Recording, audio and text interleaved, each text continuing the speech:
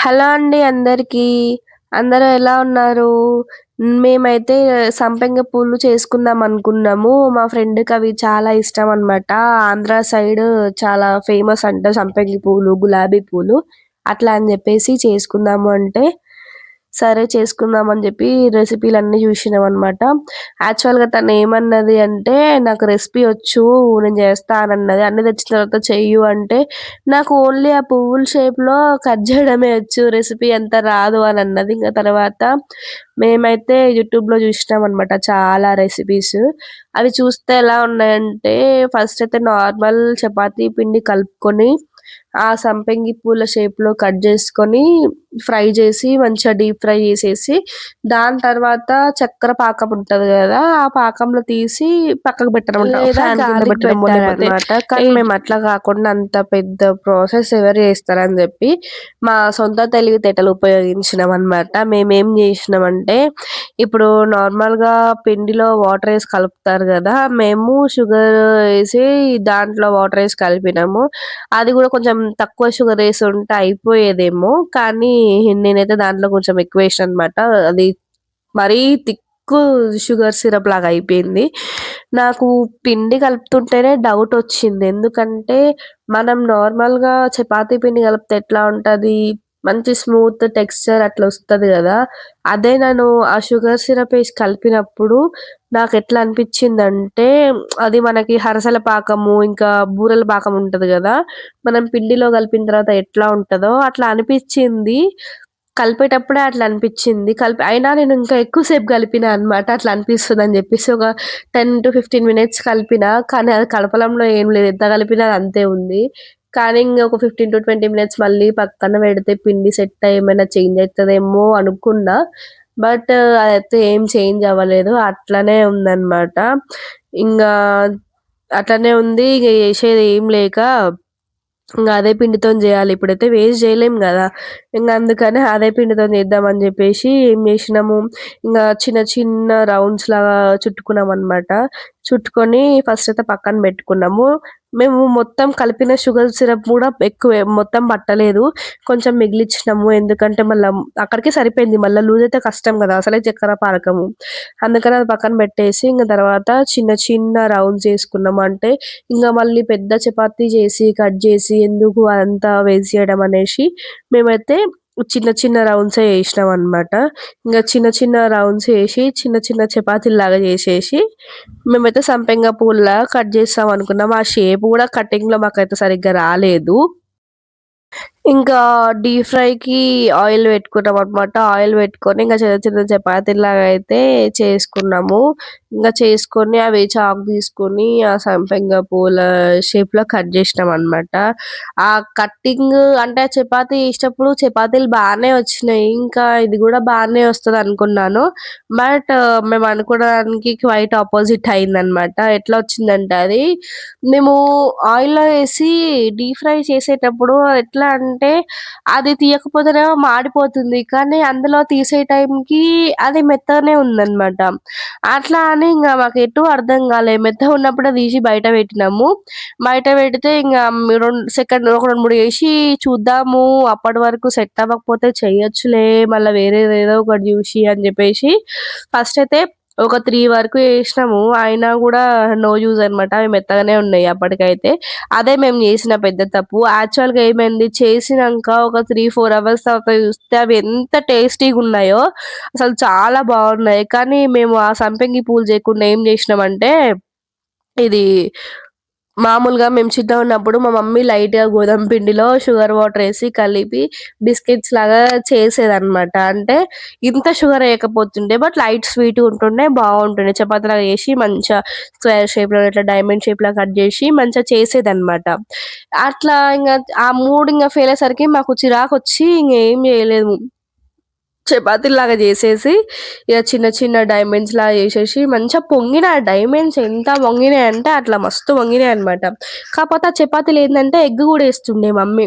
Egg, sugar water ఏసి కలుపుతుండే. ఎంత టేస్టీగుంటుండే అంటే ఆ బిస్కెట్స్ అసలు మస్తు టేస్టీగుంటుండే. మీకు వీలుంటే ఒకసారి నేను ఖచ్చితంగా చేసి చూపిస్తా బావుంటుండే. ఇంగ లాస్ట్‌కి ఆ బిస్కెట్సే ఏద్దామని ఫిక్స్ అయిపోయినాం. అవి రాట్లేవు గదా! ఇంగేం జేస్తాం మేము, ఆ బిస్కెట్‌లే ఏద్దామని ఫిక్స్ అయిపోయి ఇంగ ఆ బిస్కెట్‌లు ఏసినాము. ఇంగ ఆ బిస్కెట్‌లు గూడా కొంచెం పొంగినాయి. మంచిగా పొంగినాయి గానీ, మాకైతే ఇంగ కొంచెం మెత్తగానే అనిపించినాయన్నమాట. ఇంగా అట్లనే ఉంచినాము. ఒక 3, 4 అవర్స్ ఆగి చూస్తే ఎంత బావున్నాయో, చాలా బావున్నాయి. బిస్కెట్స్ బావున్నాయి. ఇవి బావున్నాయి. మేము తొందర పడి అవి మెత్తగొస్తున్నాయి అట్లా చేయకుండా ఉంటే అయిపోయేదేమో. అదే మేము చేసినాం పెద్ద తప్పు. కానీ చాలా అంటే చాలా టేస్టీగున్నాయి. మీరెప్పుడైనా ఇట్లా ట్రై చేసిరేమో కామెంట్ చేయండి. ఇంకోటి సంపెంగి పూలని ఇట్లనే చేస్తారా? లేపోతే మీరింకా ఈజీగా ఏమన్నా ఈజీ స్టైల్ ఉంటే చెప్పండనమాట. మీరు సంపంగి పూలనే అంటారా? లేపోతే ఇంక మీ సైడు అంటే ప్రాంతాన్ని బట్టి చేంజ్ అవుతూ ఉంటది గదా! ఒకరొకొక రకంగా అంటారు. మీరేమంటారో కామెంట్ బాక్స్‌లో కామెంట్ జేయండి. ఇంకోటి నేను యూట్యూబ్ ఛానెల్ స్టార్ట్ చేసేటప్పుడే చెప్పాను గదా! నార్మల్‌గా నేనెప్పుడు ఛానెల్ స్టార్ట్ జేసినా గూడా ఈ మధ్యలోనే ఆపేసేదాన్ని. అట్లా జేసేదాన్ని. డిఫరెంట్ డిఫరెంట్ ఏమో పెట్టేదాన్ని. కానీ అంటే ఇట్లా కుకింగ్, వ్లాగ్స్ కంటెంట్ అయితే నేనెప్పుడు ఏం బెట్టలేదు. కాకపోతే ఇవి పెట్టేదనమాట. జీకే క్వెషన్స్, ఆన్సర్స్ అవేవో టెంప్లేట్స్ చేంజ్ జేసి డిఫరెంట్‌గా పెట్టేదాన్ని. కాపోతే కొద్ది రోజులకి నాకే చిరాకొచ్చేది. దానికి వ్యూస్ రాకపోయేయి, సబ్‌స్క్రైబర్స్ రాకపోయేది. అంటే కన్సిస్టెన్సీ అని అంటారు. బట్ నాకు ఒకప్పుడు ఆ కన్సిస్టెన్సీ అయితే ఏం లేదు. బట్ ఒక 3, 4 మంత్స్ అయితే బానే ఉండేదాన్ని. తర్వాత ఇంగ ఏదో ఒక పనొచ్చి అది వదిలేసేదనమాట. కానీ ఇప్పుడు అట్లా లేను అసలు. మొత్తం చేంజ్ అయిపోయినా ఈ ఛానెల్ పెట్టిన తర్వాత. ఖచ్చితంగా నేను ఇంగ ఎంతైనా సరే కన్సిస్టెన్సీగా ఉండాలని జెప్పే సక్సెస్‌ఫుల్‌గా చూస్తున్నాను. ఎప్పుడైనా గ్యాప్ వచ్చినా గూడా దాన్ని కవర్ జేస్తున్నా అనమాట. ఖచ్చితంగా ఈసారైతే అసలు వదిలేదే లేదు యూట్యూబ్ ఛానెల్‌ని. అందుకని దీంట్లో మన కుకింగ్ వీడియోస్ ఒక్కటే గాదండి. మేము కొద్ది రోజుల తర్వాత కొద్ది రోజులేం గాదు. ఇంకా 15, 20 డేస్‌లో మేమైతే రూమ్ వేకేట్ జేసి పీజీకెళ్ళిపోతాము. పీజీ ఆర్ హాస్టల్‌కి. ఎళ్ళిపోయిన తర్వాత నా డే టు డే లైఫ్‌ని నేను మార్నింగ్ లేసి ఎక్కడికెళ్తాను, ఎక్కడికొస్తాను, ఇంకోటి నేను చేస్తుంది ఇప్పుడైతే ప్రెజెంట్ కోచింగ్ తీసుకుంటున్నాను. కోచింగా లేపోతే జాబొస్తే జాబు. ఏదైతే అది నేను నార్మల్‌గా పొద్దున్నుంచి నైట్ వరకు ఏం జేస్తానో, ఏం తింటానో అది కంపల్సరీ మీకు డైలీ రొటీన్‌గా డైలీ షేర్ చేస్తాననమాట. ప్రతి ఒక్కటి ఉంటది. ఇది ఓన్లీ ఫర్ కుకింగ్ అయితే కాదు. ప్రెజెంట్ మేము కుకింగ్ చేస్తున్నాం గాబట్టి కుకింగ్ వీడియోస్ ఒస్తున్నాయి. నెక్స్ట్ నేను బయటికి ఎక్కడికెళ్ళినా పెడతాను కంపల్సరీ ఇప్పటినుంచయితే. ఇంకోటి బయట స్ట్రీట్ ఫుడ్స్ ఏం గనిపించినా, కొత్తగా గనిపించినా లేపోతే నేనేమన్నా తిన్నా దాన్ని ప్రైస్ ఎట్లుంది, మా సైడ్ ఎంత కాస్ట్ ఉంది, అన్నీ మీకు ప్రతి ఒక్కటి షేర్ చేస్తా అనమాట. ఓన్లీ ఫుడ్ గురించయితే కాదు, ట్రావెలింగ్ అయినా, ఏదైనా గూడా అన్నీ షేర్ చేస్తాను. అందుకే బ్యాచిలర్ మహి అని పెట్టినా. అంటే యాక్చువల్‌గా నా లైఫ్ స్టైల్ ఏంటి, నేనేం జేస్తాను అనేది ఇప్పటి వరకైతే వ్లాగ్స్ అయితే తక్కువ పెట్టనమాట. షార్ట్ వీడియోస్ ఎక్కువ పెడుతున్నాను గానీ, వ్లాగ్స్ నాకు కొంచెం ఎడిటింగ్ ప్రాబ్లమ్ ఉండే. నాకు ఎడిటింగ్ చేయడం గూడా అంత పర్ఫెక్ట్‌గా అయితే రాదనమాట. అందుకని నాకు చాలా టైం పట్టింది ఇది పెట్టడానికి. ఇప్పుడు గూడా నేను పర్ఫెక్ట్ ఎడిటింగ్ చేస్తున్నాను ఏమనుకోవట్లేను. ఎడిటింగ్ కొంచెం పోరే నేను. థంబ్‌నెయిల్స్ గూడా ఏదో ఒకలాగా చేసి పెడుతున్నాను గానీ, నాకంత ప్రొఫెషనల్ థంబ్‌నెయిల్స్ గానీ, అంత ప్రొఫెషనల్ ఎడిటింగ్ గానీ, ఆ ఎడిటింగ్ సాఫ్ట్‌వేర్స్ అవి ఎట్లా యూజ్ చేయాలో గూడా నాకు తెలీదనమాట. అందుకని నార్మల్‌గా ఇప్పుడు నేను ప్రెజెంట్ యూజ్ చేస్తున్నవి అయితే షార్ట్స్‌కైతే ఇన్‌షాట్ యాప్. ఇంకా లాంగ్ వీడియోస్‌కైతే వీఎన్ ఎడిటర్ యాప్ యూజ్ చేస్తున్నా. ఇన్‌షాట్‌లో షార్ట్స్ బానే వస్తున్నాయి గానీ, లాంగ్ వీడియోస్ ఏందో నాకు సెట్ అవ్వట్లేదు. షా అసలు ఏందో అది ఫుల్ ఫ్రేమ్‌లో రావట్లేదనమాట. అందుకని ఇంగ నేను ఇది తీసేసి లాంగ్ వీడియోస్ అయితే వీఎన్ యాప్‌లో చేస్తున్నాను. ఇన్‌షాట్ అయితే ప్రో అడుగుతుందనమాట లాంగ్ వీడియోస్‌కి. మరి నాకట్లా అడుగుతుందా? మీరెవరైనా అంతేనా? ఇన్‌షాట్‌లో లాంగ్ వీడియోస్ సరిగ్గా రావా? ఒకసారి కామెంట్ చేయండి. నాకైతే ఇన్‌షాట్‌లో షార్ట్ వీడియోస్‌కైతే ఎక్సలెంట్ యాప్ అని చెప్పొచ్చది. ఇంగ వీఎన్ అయితే లాంగ్ వీడియోస్‌కి సూపర్. ఇంగ షార్ట్స్ నేనెప్పుడు ఎడిట్ చేయలేదు. ఇంగా షార్ట్స్ కూడా బానే వస్తుండొచ్చు.